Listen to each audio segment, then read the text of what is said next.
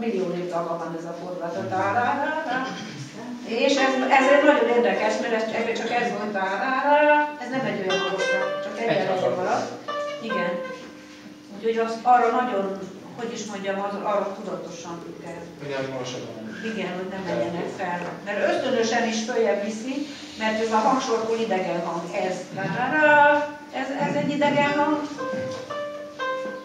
Ez való lenne a hangkészletbe, ami általában a magyar népdalok hangkészlete. Mert hogyha már ez van, akkor már egy bonyolult szervezetet létre, amit úgy hívnak, hogy kétrendszeri pentatónia, de ezt most nem fogom elmesélni, mert mindenki nagyon fáradt.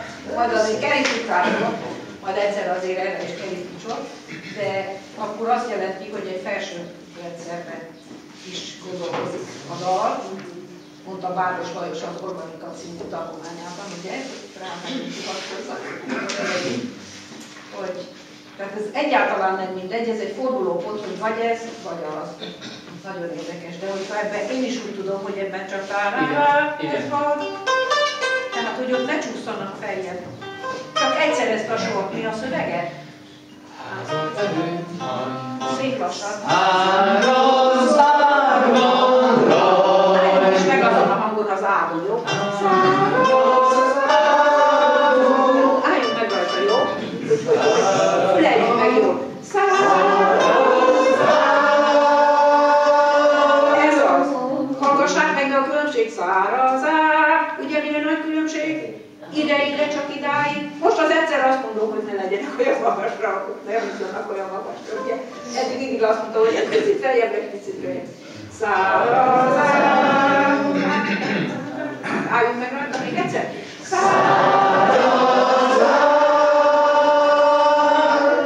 Igen, tudnánk még egy kicsit tartani, mint egy énekgyakorlat? Nem kell hangosan.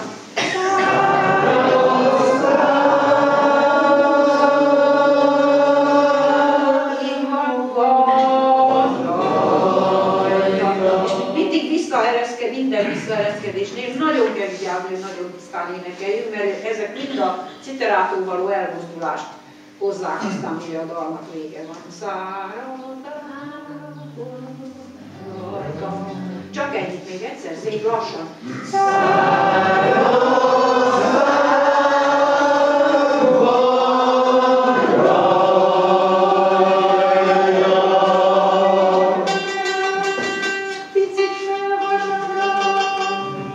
Úgyhogy ne engedjék el a visszafelé menő hangokat, nagyon spóroljanak rajta, mert az nagyon veszélyes. Jó, aztán az utolsó előtti dal melyik volt? Ott is volt egy ilyen bizonytalan érzésem. Nem? Akkor nem. A csipkeborral van, nem tudom. Na igen, ennek van egy bizonytalan hangja. Tararara, tiriri, rararara, vagy hogy is van, úgy van. Ja, hogy másodszor felmegy. Igen. Jó, jó. De először nem megy. De. Ez mind a kétszer.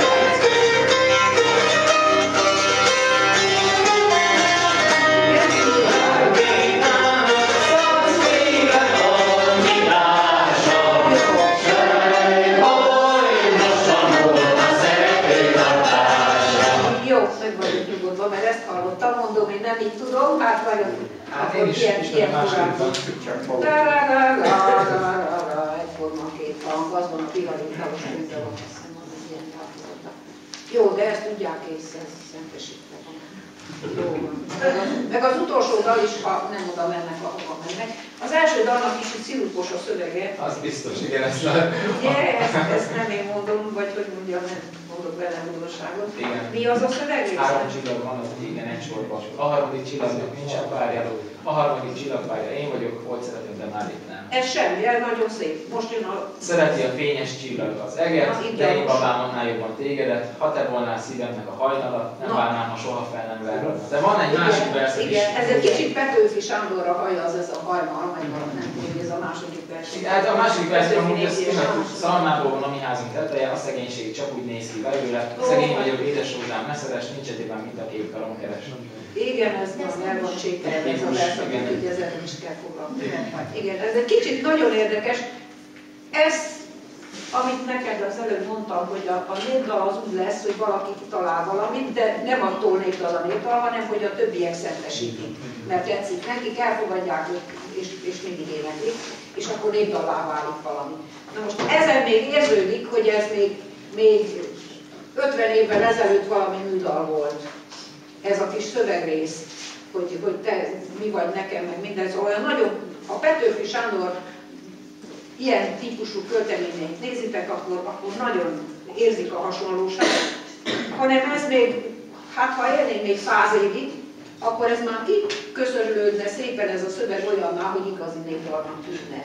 De ilyen apróságokon, ugye a zanatán érzi az ember, hogy ez valamikor mű eredeti. Szóval valaki ezt kitalálta, de még nem szentesítették teljesen, hanem minél többször éneklik, meg minél többen éneklik, annál nagyobb az esély arra, hogy valaki rátalál egy olyan kifejezésre, ami ezt a picit szilukosságát a szövegnek, ezt a kicsit szilukosságát kiköszönni és erre teszi, és valami olyan jó népi fordulattal teljesen népdallá varázsolja.